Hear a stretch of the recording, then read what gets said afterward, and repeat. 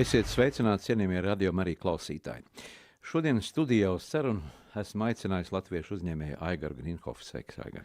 Sveiki visiem. Aigars ir SIA Correct valdes loceklis un daudzu slavenību iecienītā epsarīna pilienu un epsarīna krēma ražotājs Latvijā un Spānijā. Bet, Aigars, sākotnēji, kā mēs runājam pirms ētera, tu biji izglītojies un apguvis datoristikas speciālists. Jā, es pēc pirmās izglītības es esmu skolotājs. Es mācījos Slokas pamatskolā datoriku. Tas bija pats sākums, kad tikko parādījās? Tas bija pats sākums, jā, līdz ko parādījās vispār pamatskolā tanī brīdī nebija datorikas vispār, jā, tad mēs vinējām Latelekom konkursā, ieguvām datortehniku lietot no Latelekom un tad uztaisījām datorklasu un tad visi bija ļoti priecīgi, ka Slokas pamatskolā varēja mācīties datoriku. Kā tu atceries to laiku, kad tieši cilvēks bērni ienāk klasē un viņiem parādās kaut kas pilnīgi jauns, bez kā mēs šodien nevarētu iedomāties dzīvi, bez mobiliem telefoniem, bez datorprogrammām un programmēšanas iespējām? Jā, bija milzīgs wow. Jā, tāpēc, ka bija tā, ka Jūrmals pirmā ģimnāzijā bija tikai vidusskolē un pēkšņi Slokas pamatskolā bija jau datorika, jau pieejami jau pamatskolā, jau no 6. klases, jau visi nāca mācījās un visi bija ļoti priecīgi. Ja, un tad aktuāls bija internets, ka nebija normāls internets pieejams, ja, un tad arī sākās mans pirmais interneta bizness, ja, ka no šīs skolas piedzima doma par internetu providingu, ja, platjoslas, ja, kas nebija vairs modēms iezvans, ja, bet tā, ka viss klases varēja, viss skola jau varēja lietot, ja, un tā es sāku nodarboties ar biznesu. Interneta biznes, bet kā tu apguvi?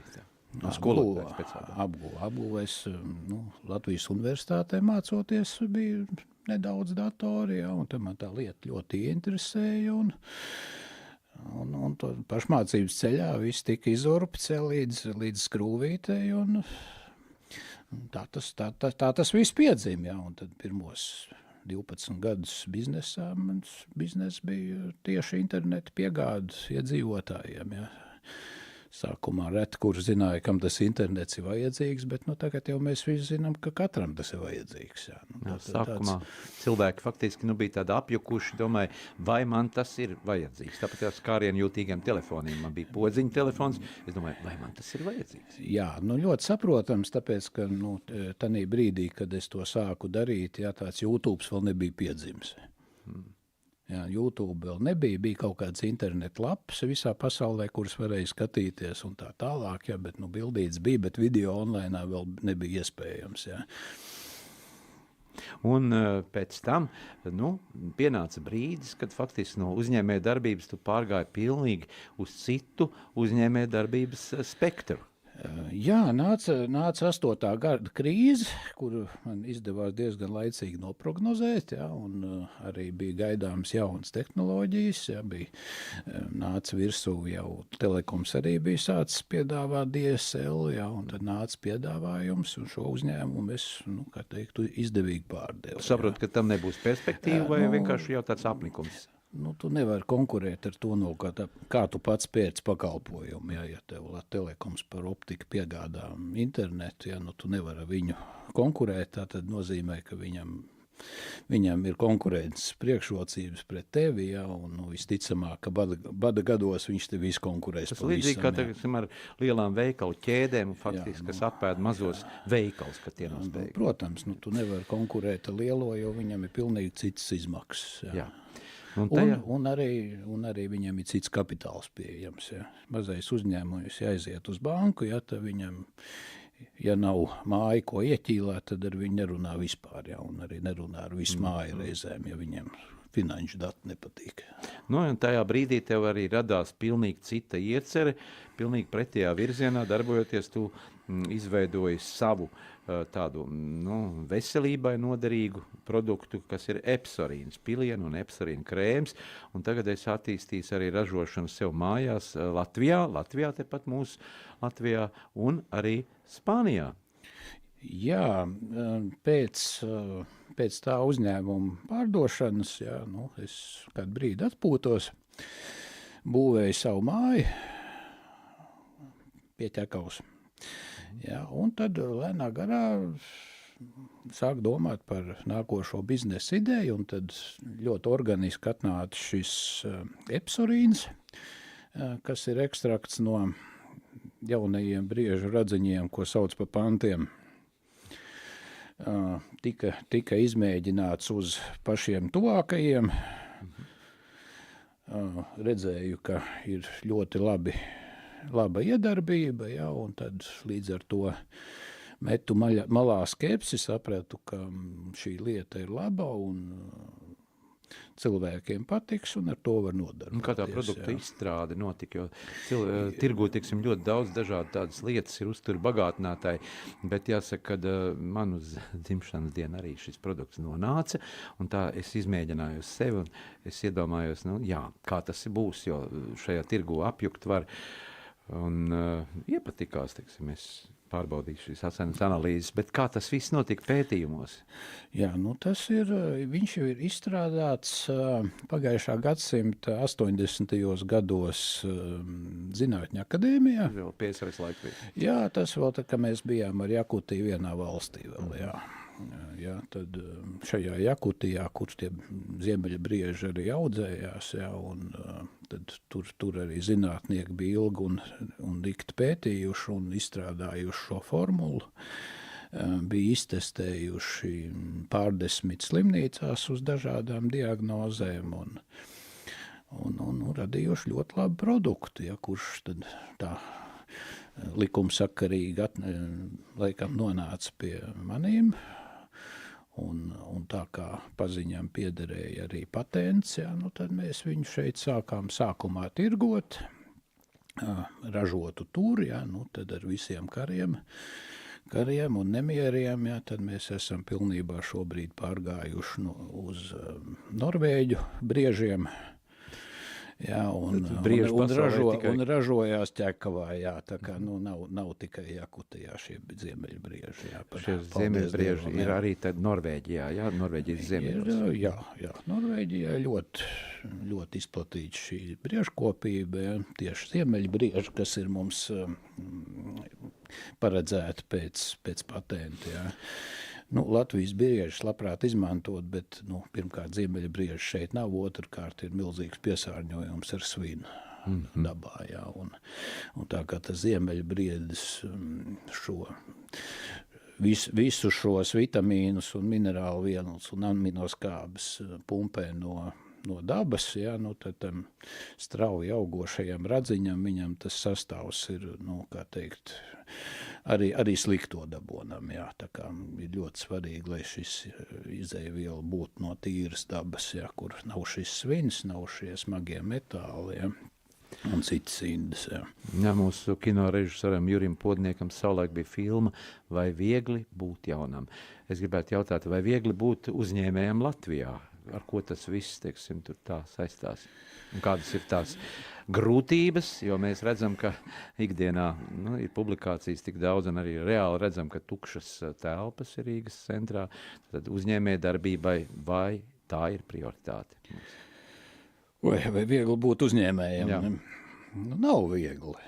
Jā, cilvēkiem kādēļ ir tādi stereotipi izveidojušies, jā, ka uzņēmējs, tas nozīmē, ka tev nauda birst pa visām durvīm iekšā un pa logiem arī, un vēl pa skursteni drusciņ, jā, gluži tā nav, jā, jo redziet, uzņēmējs ir tas cilvēks, kurš, praktiski riskē ar visu, kas viņam pieder, lai uzbūvētu šo ražotni, lai nopirktu materiālus, lai radītu produktu, lai samaksātu algas, jā, un tad, kas paliek pāri, tas paliek viņam. Jā, tad tā sanāk, ka bieži paliek pāri tikai parādi. Faktiski tas ir mazais un vidējais uzņēmējs. Tas ir jebkurš uzņēmējs, jebkurš, jā, arī Ilons Masks nākošu nedēļu var pasludināt, maksāt nespēja, tāpēc, ka viņam vairs neviens naudu nedod, jā. Tā kā, tas ir biznes kā tāds, ja, jo cilvēkam liekas, ka biznesmenis, tad tas nozīmē, ka viņam nauda ir tiešām līdz acīm, jā, pēkšņi. Ja. uzņēmējiem ir jāizdomā, kā viņš šo naudu nopelnīs, kā viņš radīs produktu, kas tiešām būs nepieciešams, un kā viņš šo produktu parādīs tirgu, pircējam, un tad viņa ir cerība uz kaut kādu peļņu. Ja? Tā kā uzņēmēji Latvijā nejūtās ļoti labi. Ja? Pirmais iemesls būtu mazais tirgus. Ja? Mums ir 1,8 miljoni iedzīvotāji, ja runājam tīri pa Latviju, no kuriem pirktspējīgi varbūt ir 300-400 tūkstoši. Ja, kas var atļauties kvalitatīvus tos pašus vitamīnus nopirkt. Ja, citādāk ķīmija. Bet mēs esam tomēr Eiropas Savienība, tas ir kopējais tirgus, un vai ar Latvijas vārdu produkts nevar konkurēt, tiksim, citas Eiropas valsts? Runājot par eksportu, protams, Eiropas Savienība ir liels plus. Ir liels plus, jo tirgus it kā ir. Ja? Tad tīri bez visām robežu kontrolēm šis produkts iet pa visu Eiropas Savienību. Ja, Latvijas reģistrācija ir spēkā visā Eiropas Savienībā, tas ir plus. Mīnus ir tas, ka Rietuma Eiropa ar diezgan lielu neticību skatās uz Latvijas ražotājiem, sevišķi, ja šis ir tāds augsts pievienotās vērtības produkts veselībai, kas ir jādzer iekšā un jāuzticās, ka viņš tiešām tāds ir, kāds ir. Ja. Tā kā, par eksportu vairāk mēs varam runāt par Ukrainu, varam runāt par Poliju, ja, tad šo bijušo austrumu bloku. Ja. Kāpēc tā birokrātija varbūt ir tāda, kas neļauj pārkārt tos šķēršļus? Birokrātija ir interesanta lieta. Man patīk teiciens, ka birokrātija vienmēr aizņem visu tai atvēlēto vietu. Ja mēs Latvijai atvēlēsim 100% teritorijas birokrātijai, tad mums būs tikai birokrātija un maize pat kartiņā. Ja, tas ir par birokrātiju runājot.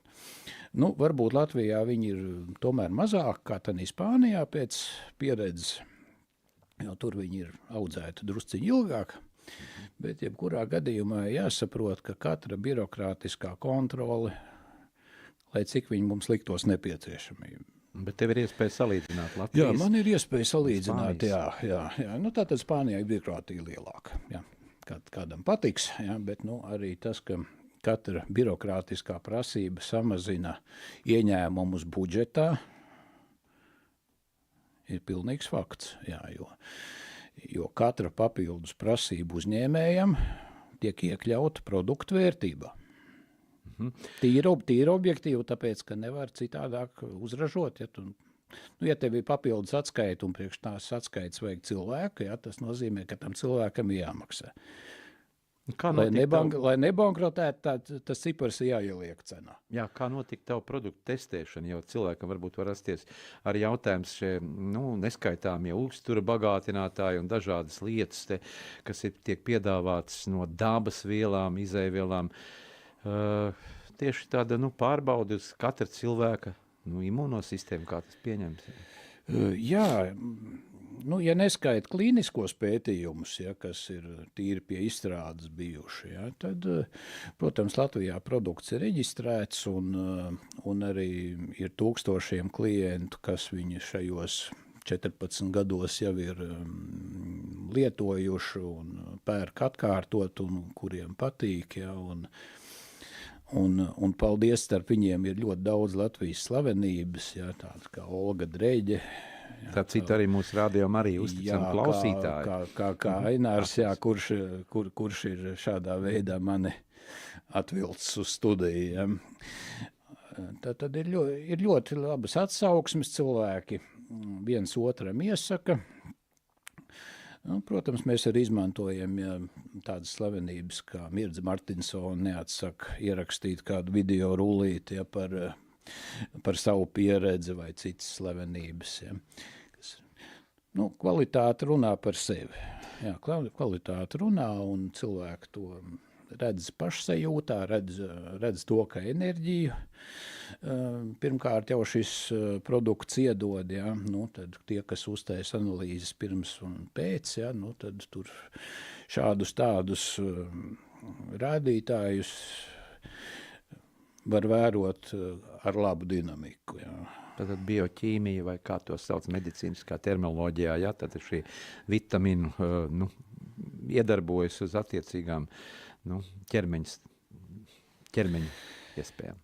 Jā, nu, sāksim ar to, ka epsorīnā jau praktiski ir viss, kas ir cilvēkam vajadzīgs, ja, par cik tas briedis mums tomēr tāds attēls radinieks skaitās, ja, tad viņam tā vitamīnu un minerālu vielu un aminoskābju formula ir ļoti atbilstoša mums. Ja? Tas garantē mums saucamo bioloģisko pieejamību. Ja, jo rijot no naftas sintezētas vitamīnus, kas ir 90% aptiekā, ja, organisms viņus vienkārši neuzsūc, jo nav šo messenger vielu, nav arī īsts šīs dabīgā vitamīna, ko mūsu organisms uzņem. Ja. Nu, tātad mēs ārstējam analīzes varbūt nereti. Ja. Jā, ja runājam par biznesu, jā, šīs nodokļu politika, kā tā nodokļu politika strādā un vai tā ir proporcionāli atbilstoša tādai mazai vidējai uzņēmēji darbībai?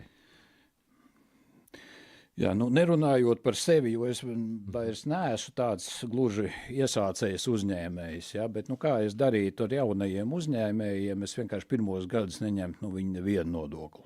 Līdzīgi kā Dānijā, tur ļauj iestrādāties un tad pēc tam. Jā, tas būtu tikai normāli, jo jūs saprotiet, cilvēku ir izdomājis savu biznesu, ja, ko viņš dara. Ja, viņam vajag kaut kādas iekārtas, viņam vajag kaut kādas telpas, viņam vajag visu, ja, un tie izdevumi viņam jau sākās no pirmās minūtes.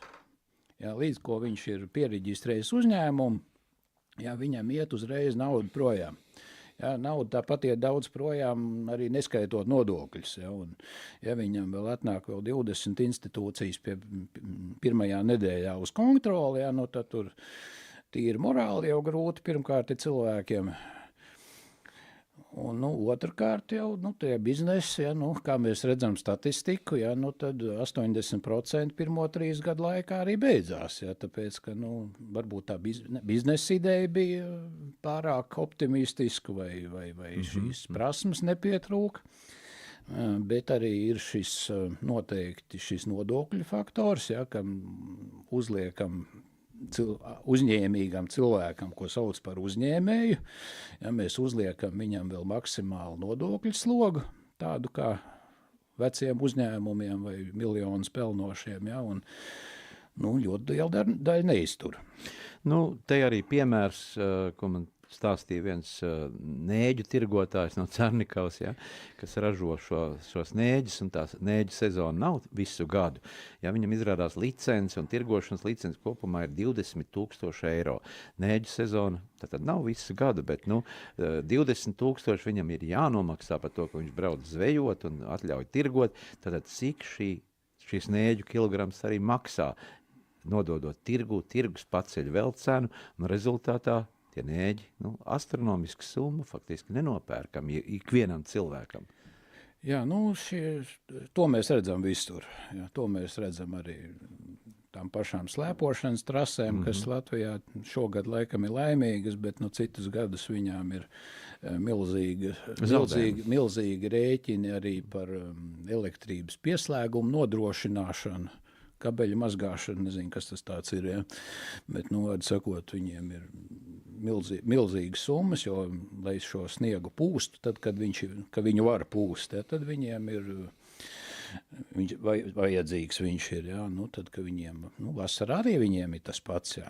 Tur jau kaut ko runā, ka kaut kādas tur viņiem nesezonā atlaides vai kas, bet jebkurā gadījumā tas ir visur, jo šīs izmaksas vienkārši grauj valsts budžetu. Jo, ja nav nodokļu, ja tā uzņēmuma nebūs vispār, ja, tad nebūs vispār nodokļu. Ja runājam par vitamīnu nozīmi cilvēka veselībai, ikdienā mēs sakam, ir jālieto C vitamīns, ir dzirdēts par D vitamīnu, par omegu un tādām lietām. Tieši, ja tu esi jau pētījis šo sastāvu, kas tur no brieža ragiem un viss kompleksos, kādi ir šie kompleksie vitamīni, kas ir svarīgi, lai uzsūktos cilvēkam ķermenī un dot viņam tādu imunitāti? Jā, bioķīmiski mēs esam stipri sarežģītāk kā automašīna, ja, kurai ir jālej eļļa, dzesēšanas šķidrums un vēl bremžeļa, ja, un tad viņi brauks. Ja. Mums tās eļļas un šos vitamīnus vajag krietni vairāk. Ja. Ja kurš ir mēģinājis braukt, tad, kad spīd eļļas lampiņa, ja, tad apmēram skaidrs, cik tālu jūs tiksiet. Ja, cilvēku organismu var tikt tālāk. Bez eļļas. Tāda pabarošana. Jā, bez eļļas var tikt tālāk. Jā. Bet, ja jums 10 gadu būs tas pats D vitamīns organismā pietrūcis, tad pārsteigumi ir ļoti daudz, sākot no kariesa, kas iegriežās katru mēnesi. Ja, tie ir nagi, tie ir mati. Tālāk nākamais līmenis jau ir, ka mums sāk locītavs sāpēt. Kāpēc sāk sāpēt locītavs? Ka vienkārši bez D vitamīna neuzsūcās kalcijs, ne kaulos, ne zobos, ne locītavās. Ja, un tad ir tā kā uz servisu, ja. Dakteris saka, jāmaina detaļi. Tātad, Aigar, jā, daudz ārsti ir pret šiem uzturu bagātinātājiem, mums ir daudz medikamentu, un mēs katrs zinām, ka ir šie medikamentu sastāvi un grupas un dažādās cenās, un pat ļoti, ļoti milzīgas nauda mēs maksājam savā dzīvē, varbūt mēs savu dzīvi gandējam nepareizi lietojot uzturā pārtiku, nekustoties un viss, un beigās tomēr mēs nonākam pie secinājuma, ka jā, mums kaut kas jālieto, bet par to jau jādomā jaunībā. Kāpēc ārsti ir pret šiem uzturu bagātinātājiem? Piemēram, arī profesors Daņelāns Anatolijas, kurš arī mūsu studijā bijis viesis, saka tā, varat jau pirkt, varat jau tos lietot, bet vai tam būs kāds rezultāts? Jā. Runājot par Danilāna kungu, ja, tad, ja man atmiņa neviļ, dakteris Danilāns nedaudz ir mainījis šo viedokli tanī brīdī, kad bija ļoti smagā stāvoklī slimnīcā ar Covidu, ja, un tad viņam tos vitamīnus špricēja iekšā, lai viņi dabūtu no turienes ārā. Ja. Tā kā tas tāds ar nelielu ironiju, ja. Bet pārliecības ir dažādas, un viņas arī reizēm var būt pamatotas, ja, jo haotiska dažādu vitamīnu lietošana tiešām var būt kaitīga. Vitamīnus var pārdozēt. Ja, arī to pašu D vitamīnu. Arī D vitamīnu var pārdozēt. Jā. Ja jūs lietojat kaut kādus, visbīstamāk ir tīrā veidā pirkt kaut kādu konkrētu vitamīnu, noskatīties YouTube rullīt, ka bez šitas vitamīns ir jārī tā kā maize. Jā, tiešā reklāma. Jā, tā ir tiešā reklāma, jā, bet, ja jūs pārdozēsiet vitamīnu, jums būs sliktāk nekā bez šī vitamīna. Jā, jo tur ir ļoti, ļoti smagas sekas var būt. Jā. Bet tas ir tīri runājot par šiem sintētiskajiem, ļoti koncentrētajiem vitamīniem, ļoti lielās devās, kas tiek tirgots un reklamēts. Kā tie tiek ražoti, sintētiskie vitamīni? Sintētiskie, viņi tiek ražoti pamatā no naftas un gāzes. Jā. Jā, tātad fermentējot šīs naftas molekulas, ja, tad Ķīnā, piemēram, viņas tiek pārstrādātas, safasētas kapsuliņās, mucā atsūtītas uz Latviju, iefasētas kā Latvijas vitamīni, nesauksim konkrētus. Ja, un tad cilvēkiem smukā kastītē tiek pārdot tā kā Latvijas vitamīni, ja, un formulu tieši Latvijas klimatam. Ja. Nu, tur tā var pasmaidīt, ja tas vitamīns maksā 5 eiro, ja, nu, tad no kāda kaut vai augļa varētu izdalīt pa 5 eiro šo pietiekamo devu C vitamīnu, ne no viena. Ja, nu, ja vajag C vitamīnu, tad nopērciet vienkārši kivī, viņš tur ir pietiekami daudz, vai ēdiet skābes kāposts. Ja, mums arī ir jautājums no mūsu klausītāja. Klausītājs Kārlis man atsūtīja. SNS pēc vairāku mēnešu efsorīna lietošanas uzlabojās arī asins analīzēs aknu rādītāji, tad tie ir alats, es saprotu, alacā satīkas. Tas tāds holesterīns, ja to mēs zinām, ir šis pozitīvais holesterīns un negatīvais, un taču tas nav norādīts instrukcijās.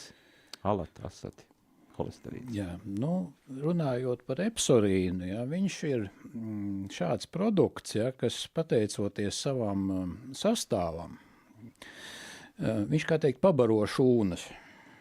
Ja, viņš pabaro šūnas, nodrošina šūnām barības vielas, un tad tur sāk notikt tas, kas mums ir ieprogrammēts jau no Dieva. Ja, ka šis organisms sāk atjaunoties, šīs šūnas sāk atjaunoties. Nu, kāpēc aknas? Tāpēc, ka aknas ir visaktīvāk reģenerējošais orgāns mums. Ja, un, nu, tad, protams, arī šī akna viņa paliek labāka. Ja, tas ir arī viena no biežākajām atsauksmēm, ja, ka tiešām cilvēki analīzēs redz, ka šīs aknas uzlabojās, ja, un prasa, kāpēc nav, ja, nu, tāpēc, ka mums atkal ir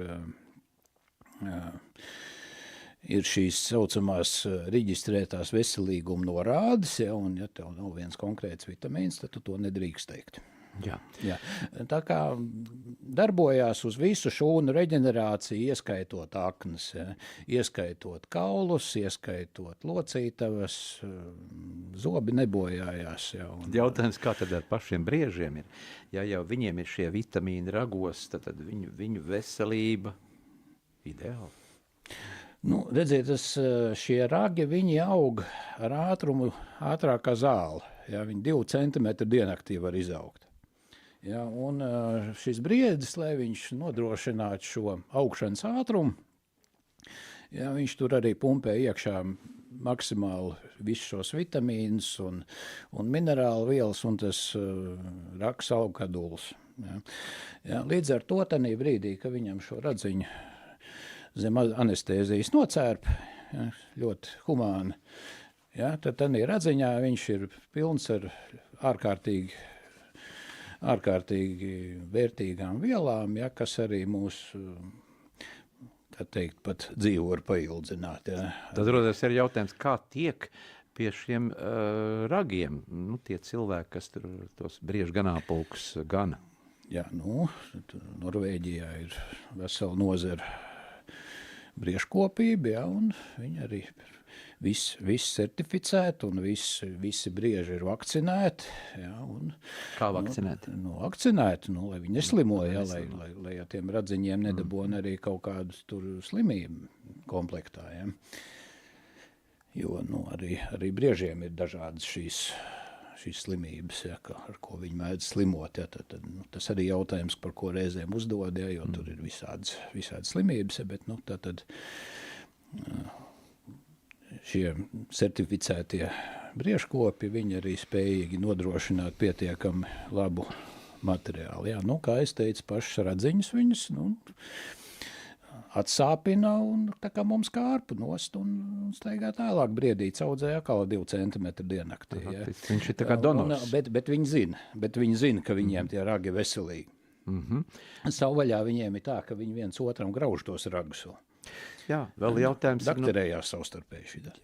Jā. Kas tad var lietot? Nu, te raksta arī klausītāji, pēc bērniņa piedzimšanas pieņēmos svarā, ja? Un stipri paaugstinājās holesterīns. Vai epsorīna lietošana saved kārtībā organismu un ķermeņa svaru? Tas arī ļoti svarīgi ir šī... Par ķermeņa svaru es gribu ironizēt. Ja? Pirmais, kas ir jāskatās, ir vielmaiņa. Diēta arī. Vielmaiņa. Starp dīvānu leduskapi. Ja? Tas ir ļoti jākontrolē. Ja?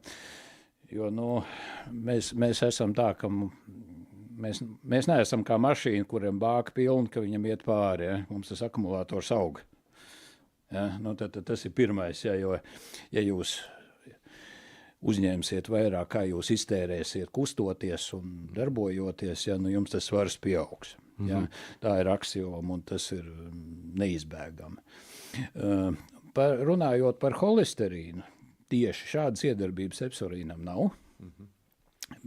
Bet ir bijušas atsauksmes arī, kam ir samazinājies, ja, jo epsorīns dēļ savas iedarbības viņš normalizē praktiski visu orgānu un sistēmu darbību. Ja, tā skaitā ir reģistrēta iedarbība arī šajā organisma vielmaiņas uzlabošanā kā tādā. Ja. Arī hormonu līmeņs, kas ir arī svarīgs pie šīs vielmaiņas ātruma. Ja, tas mums ir atšķirīgs. Ja. Ne tikai ar leduskapu, bet arī mums organismi ir atšķirīgi. Ja. Ar ātru vielmaiņu var ēst vairāk, ar lēnu mazāk drīkst. Ja, bet katram ir šī norma, kur tas svars nemainās. Ja. Katrā gadījumā, ja vajag samazināt svaru, tad vienkārši jāsamazina barība līdz līmenim, kāds tas svars krītās. Neapšaubām arī ēst, jāievēro diēta, lai tu būtu veselīgs un ne jau uztver bagātinātājs arī viss var sabalansēt, bet savulaik kādreiz aptiekās bija nopērkams pantokrīns. Bija tāds pantokrīns, internet zīlēs par to lasīju. Tas bija preparāts, kur arī izstrādāja Jakutijas zinātniskais institūts, tika veikta liela pētniecība, ja, un faktiski arī šis produkts no briežiem pantokrīns, briežu panti, tika ievietots arī šajā. Jā, tas bija ļoti sen, jau tādīs laikos, ka mēs ar Jakutiju bijām vienā valstī. Viņš gluži nav izstrādāts Jakutijā, bet pazīstams stipri senāk. Un epsorīns tieši tika izstrādāts kā jaunas paaudzes šis pantokrīns, ja, jo pantokrīnam bija ļoti daudz problēmas. Ja. Pirmkārt, šie radziņi priekš pantokrīna tika karsēti. Ja, kas notiek karsējot, vārot, ir skaidrs ar vitamīniem.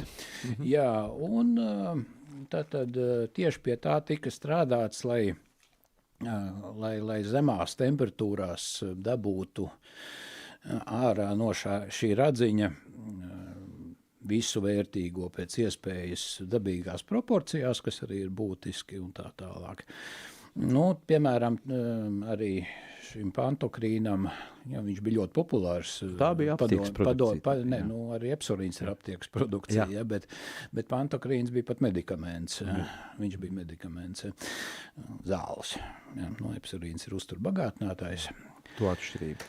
Atšķirība ir reģistrācijā, ja, tāpēc, ka ja epsorīns būs zāles, viņš maksātu virs 100 pudelīti. Ja, tā kā viņš virs 100 virs 100 nezinu, vai kāds pirks, ja, tad ir dēļ tā viņš ir uzturbagātinātājs, mazās devās viņš ir uzturbagātinātājs. Jā, ja mēs runājam par dabas lietām, par, varētu teikt, dabas māte, kāds augstāks spēks un kādam tas varbūt ir, tāda, arī ko nozīmē tev Dievs un kādas ir vērtības uzņēmē darbībā, vai tu arī, cik tu esi arī ticīgs?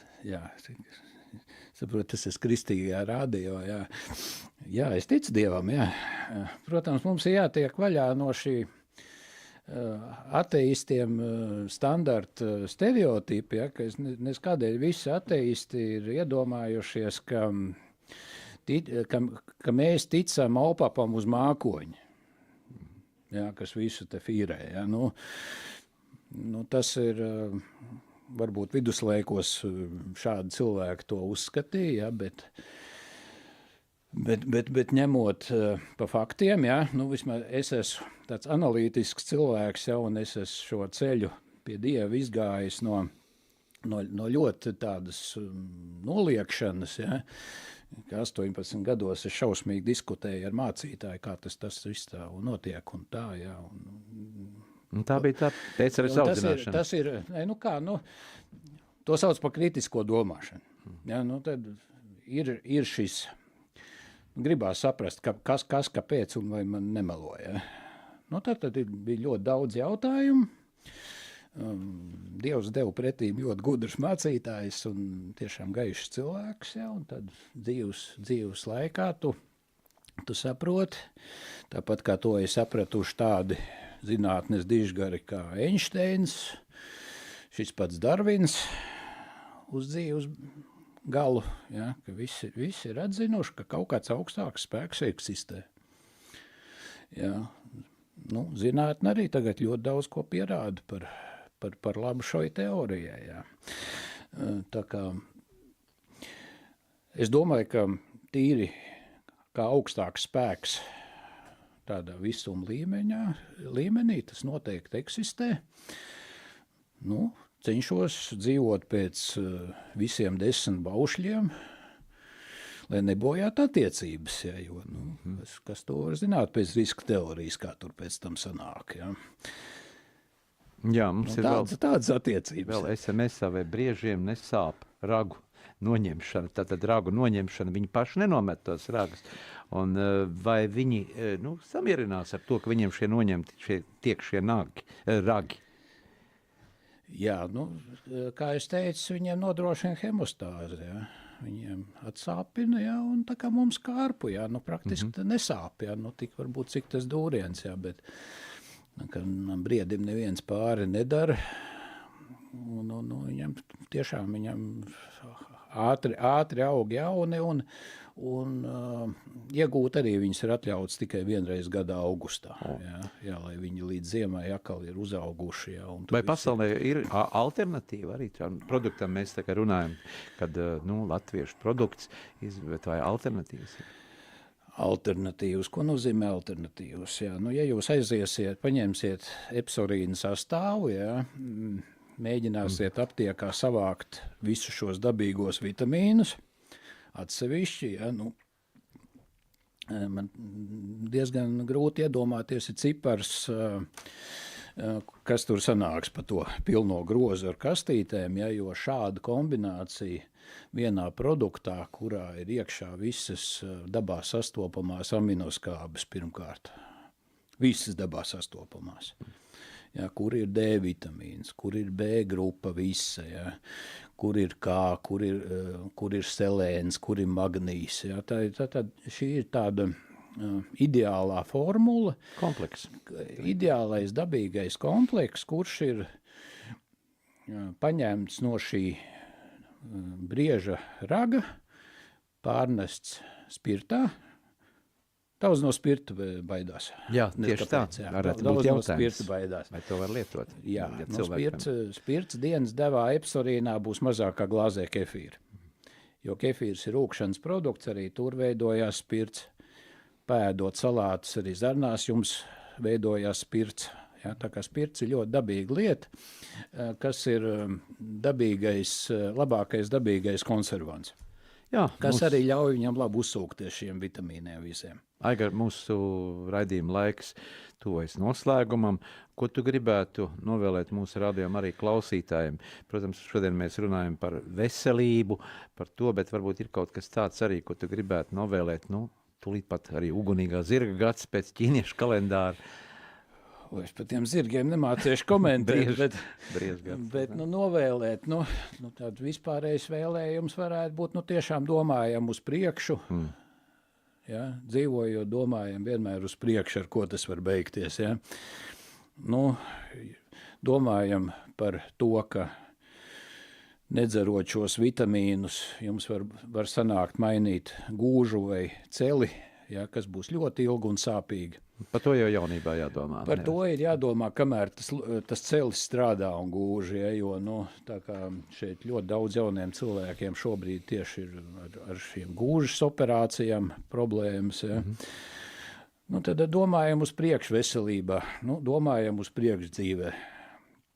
Domājam, arī vēlēšanas šogad ir, ja, domājam par ko balsot, ja, vai par atņemt un sadalīt, vai par tiem, kas tomēr par uzņēmējiem vairāk domā, lai uzņēmēja darbība, lai nodoklīši būtu jau nodokļi mums ir reizes 2 pa lielu. Un tad domāsim par to, lai Tā kā domāsim, ar ko tas viss beigsies, lai mūsu mīļā Latvija būtu ziedoša valsts, nevis mēģināt kaimiņus visu laiku noķert. novēlēsim attīstību Latvijai, lai gan uzņēmēji darbotos un lai mazāk cilvēki izceļot ārpus, lai šeit būtu darbs. Un atbalstīsim arī savējos neapšaubāmi. Un teikšu tev lielu paldies par to, ka iepazīstināji ar savu pieredzi uzņēmēju darbībā. Atgādinu mums klausītājiem, ka studijā tikāmies ar latviešu uzņēmēju Agaru Grīnhofu, kurš ir SIA Korekt valdes loceklis un daudzu slavenību iecienītā krēma epsarīna un pilienu epsarīna arī